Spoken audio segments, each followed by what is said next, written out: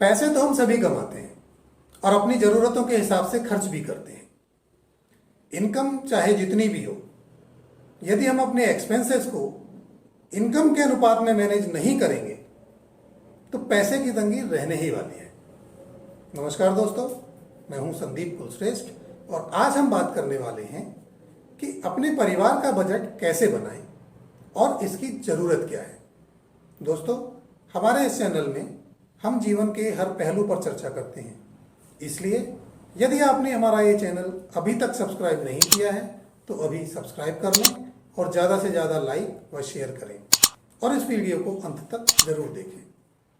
तो आइए शुरू करते हैं आज का टॉपिक। सबसे पहले तो ये जानना बहुत ज़रूरी है कि मनी मैनेजमेंट क्या है और ये क्यों इम्पोर्टेंट है। बेसिकली हम सभी कमाते हैं और अपनी ज़रूरतों की चीज़ों पर खर्च करते हैं। हमारी कोई भी ज़रूरत बिना पैसे के पूरी नहीं हो सकती, लेकिन हमारे आय के सोर्सेस लिमिटेड ही होते हैं। इसलिए हमें अपनी ज़रूरतों को ठीक तरीके से समझना और अपनी इनकम के हिसाब से अपने खर्चों को मैनेज करना, यही मनी मैनेजमेंट है। ये बेसिकली आपके परिवार के रोज़मर्रा के खर्चों को पूरा करने, अनएक्सपेक्टेड खर्चों को संभालने और भविष्य के लिए सेविंग करने के बारे में है। एक अच्छा मनी मैनेजमेंट आपके पैसे पर नियंत्रण रख सकता है और उसकी वजह से आपको तनाव से बचने और अपने आप को आर्थिक रूप से सुरक्षित महसूस करने में मदद मिलती है।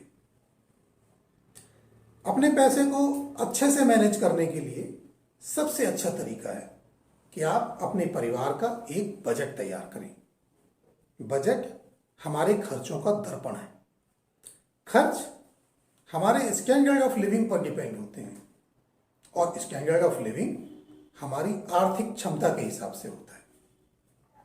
लेकिन आपकी इनकम चाहे जितनी भी हो, यदि आपके खर्चे गैर जरूरी हैं तो आप अपने पैसों को बर्बाद कर देंगे। हम आगे देखेंगे कि परिवार का बजट कैसे तैयार किया जाए, लेकिन अभी जानते हैं कि बजट से क्या लाभ हो सकते हैं। बजट से जो लाभ हो सकते हैं वो ये है कि आप अपना पैसा समझदारी से उन चीज़ों पर खर्च करते हैं जो सच में आपकी ज़रूरतें हैं, जो आपको चाहिए ही चाहिए। और अगला लाभ ये है कि आप कुछ पैसा ऐसी इमरजेंसी खर्चों के लिए साइड में रखते हैं जो आपको आज नहीं पता है कि वो खर्चे कब होने वाले हैं, जिनको हम अनफोर्सीन एक्सपेंसेस भी कह सकते हैं। जैसे कि अचानक घर में कोई बीमार हो जाना या गाड़ी खराब हो जाना या इस तरह के और दूसरे खर्चे। और अगली बात यह है कि आपके अनवांटेड खर्चों को कंट्रोल करने में भी मदद मिलती है। जब आप ये वर्कआउट कर लेंगे कि आपको रोजमर्रा की आवश्यक चीज़ों जैसे कि खाना पीना, बिजली, गाड़ी, गैस, दवाएं वगैरह, उनके लिए कितने पैसे की जरूरत होगी, तब आपको यह सुनिश्चित करने में मदद मिलेगी कि आपके पास इमरजेंसी खर्चों के लिए पर्याप्त धन उपलब्ध है। आपके पैसे को मैनेज करने के लिए बजटिंग सबसे पहला कदम है। यह आपको कर्ज से बचाने में भी मदद कर सकता है और पैसे के बारे में ज़्यादा चिंता करने के बजाय आप अपने परिवार के साथ आनंदपूर्वक अपना समय बिता सकते हैं।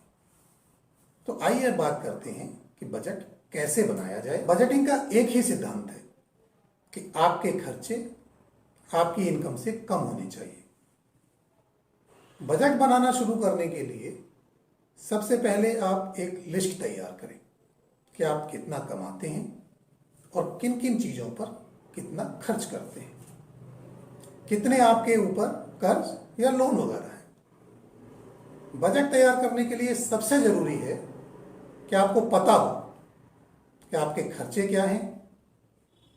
खर्च दो प्रकार के हो सकते हैं, रेगुलर या फिक्स एक्सपेंसेस और दूसरा वेरिएबल या कभी कभी होने वाले खर्चे।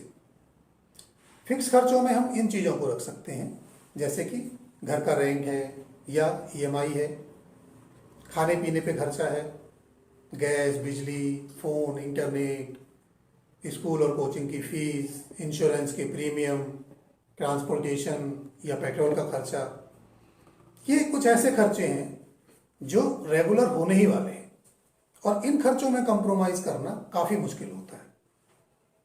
वेरिएबल खर्चों में हम इन खर्चों को रख सकते हैं जैसे कि घर और घर के सामान का मेंटेनेंस, बच्चों की स्कूल यूनिफॉर्म, कॉपी किताबें, मेडिकल एक्सपेंसेस, गाड़ी रिपेयरिंग, पर्सनल खर्चे जैसे कपड़े वगैरह, कभी कभी किसी को कोई गिफ्ट देना पड़ा, जैसे किसी का कोई बर्थडे पड़ गया, कोई एनिवर्सरी हो गई तो गिफ्ट भी देना पड़ता है, तो उसके खर्चे, खुद के मनोरंजन के लिए होने वाले खर्चे, ये कुछ ऐसे खर्चे हैं जो रोज तो नहीं होते हैं लेकिन आप ये जानते हैं कि इस तरह के खर्चे होंगे जरूर।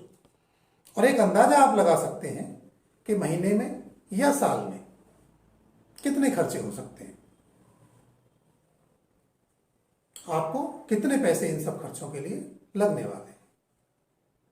तो जब आप इस तरह से अपने खर्चों का बजट तैयार कर लेंगे तब आपको पता लगेगा कि आपके खर्चे आपकी आमदनी से ज्यादा हैं या कम हैं। यदि आपके खर्चे आमदनी से ज्यादा हैं तो बहुत ही सीरियस स्थिति है।